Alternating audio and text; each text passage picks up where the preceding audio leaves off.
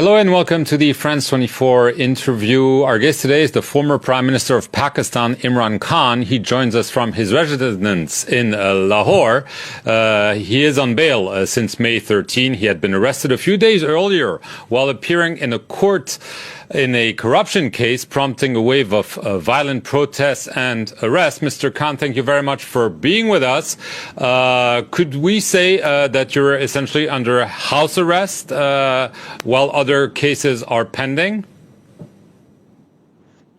Put it this way, I'm isolated because all my top leadership is arrested.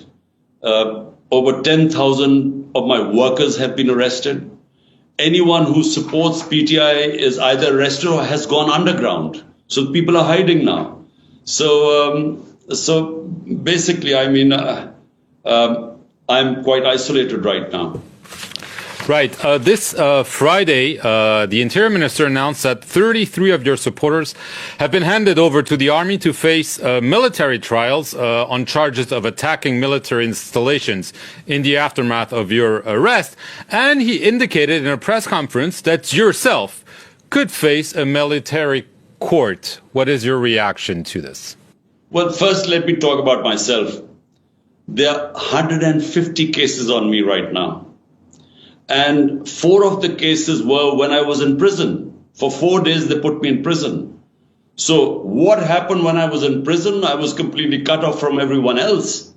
How was I involved in 4 criminal cases when I was in prison? So what is happening is that the government and the establishment are petrified that whenever there are elections, and this is election year in Pakistan, that my party will sweep the elections.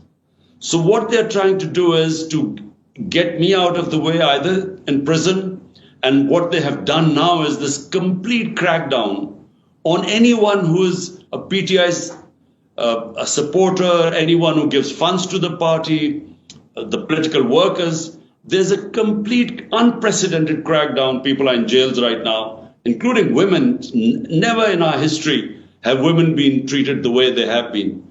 So therefore, the situation right now is that they are desperate to dismantle my party, which is PTI.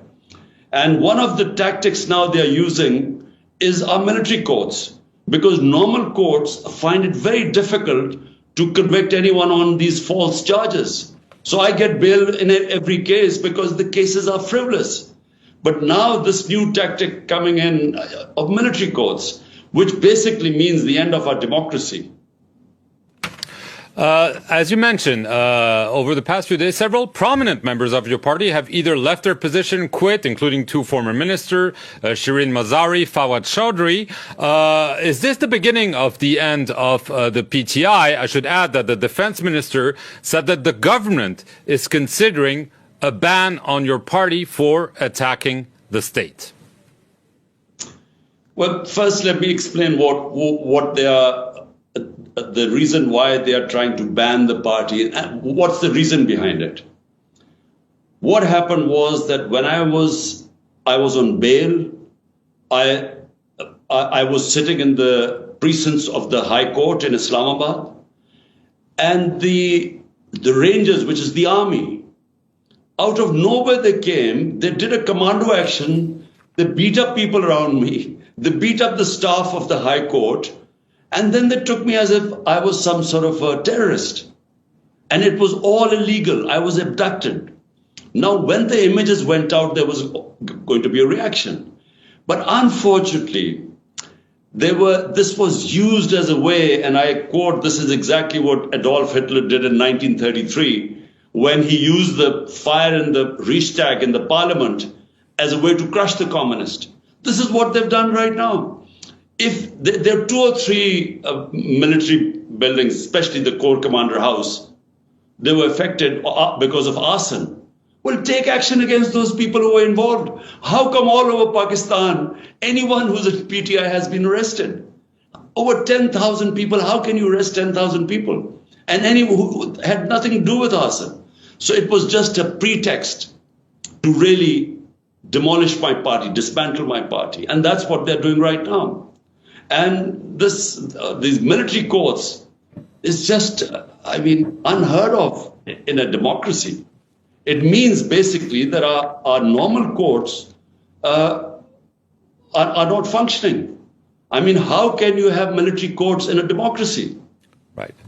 You've accused the Prime Minister and the head of the army to be behind what you describe essentially as a political vendetta, even some assassination attempts. You've also called repeatedly for early elections. However, I heard you say this week that you would be ready to form a committee to negotiate with the authorities and trying to find a way out, and even step aside if need be. This sounds like an olive branch. Can you explain exactly what this is about? Look, my government was removed 13 months ago. Consistently, I have said that I'm a politician and we believe in dialogue and we want to talk. Problem is that the ones who removed me got scared that I had so much public support, and the by-elections that took place subsequently, out of 37 by-elections, my party swept 30 of them. So they got scared that the ones who removed me, they thought if there would be elections, I would be back. And therefore, even when the Supreme Court announced, according to the Constitution's elections of the province of Punjab, where I'm sitting right now, which is 60% of Pakistan, the government refused to hold elections. So they're running away from elections. And meanwhile, what they're trying to do is to crush the party through these means, these fascist tactics. This unparalleled victimization that is going on right now, we've never seen this in our country. And actually, the worst is it's dismantling our democratic system because they're not listening to the courts of Pakistan. The courts give a judge, give someone bail. He's immediately picked up by the police and another case is slapped on him. There's custodial torture my people are facing. They're living in inhuman conditions. It's very hot right now. People are crammed in small cells. And therefore, then the magic word is that, look, we'll release you. All your cases will be finished. All you have to do is say you renounce that you're no longer part of PTI. So that's what's happening. But Mark, political parties only weaken when their vote banks go down. What is happening is that there's more sympathy for my party than ever in our history. So the vote bank is increasing. It doesn't matter if people come and go, because all that matters is that in a parliamentary democracy, people will win on the ticket of PTI. And that's what will happen. Right. But are you forming a committee to try to negotiate with the authorities despite all the accusations? Yes or no? Well, yes. But this is not the first time. There was a committee before too. So again, I'm announcing a committee today. The whole point is that our country is going down. Our economy is in a mess. We have the worst inflation in our history. Our growth rate has gone into minus from 6.1%. So exports, everything is going down. The entire revenue collected by our government goes into servicing our debt. So we running our country on debts, on further loans. Therefore, my point is that right now, just to keep me out, the whole system is crashing. They're not holding elections. The courts, they don't listen to. The Constitution of Pakistan is discarded. So I'm saying that, look, why not hold talks and make me understand? If you think that I'm such a big threat to this country, well, on the negotiating table, make me understand. And if you don't want to hold the elections now in October, how does Pakistan benefit from that? Because our economy is sinking. Because there is no political stability, there will not be any economic stability. So all I'm saying is that let's sit down and talk rather than this victimization which is going on and the merciless persecution of my workers and all my senior leadership is in jail. They can only come out on one reason: if they renounce, if they leave my party. Right. Just an important point. You mentioned elections. You've called for early election. They're slated for October. From what you just say, I'm understanding that you could accept holding the elections on schedule, that is in October, and not necessarily continue to call for early elections. Is that correct, Imran Khan? Well, Mark, let me make you understand. If you dissolve, out of the 4 provinces, my party was in power in 2 of them, which is 70% of Pakistan. So the constitution says if you dissolve your government, the elections have to be held in 90 days. This is the constitution of Pakistan. So I dissolved my 2 governments. More than 90 days have passed, but there are no elections because the government is refusing to hold elections. So we went to the Supreme Court. The Supreme Court ordered elections in Punjab on the 14th of May. The government refused. So they are so scared of elections and they're scared of my parties sweeping the elections. They're refusing. They're even violating the constitution of the land and the rule of law. So this is what's worrying right now. In the 2 provinces, according to constitution, there should have been elections. There are no elections. The main elections, the federal elections, are supposed to be held in October, which is fine, which is the government's prerogative.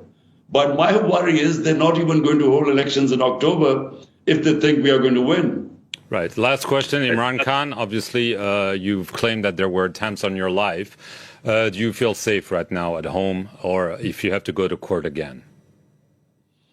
Oh, I'm not at all safe because the people who tried to kill me once when I had bullets in my legs, they tried to kill me again on the 18th of March in the judicial complex when I went in. I was very lucky to survive that because I just got out in nick of time. Otherwise, they would have killed me there. And my fear is that they know that even if I'm in jail, my party is going to sweep the elections.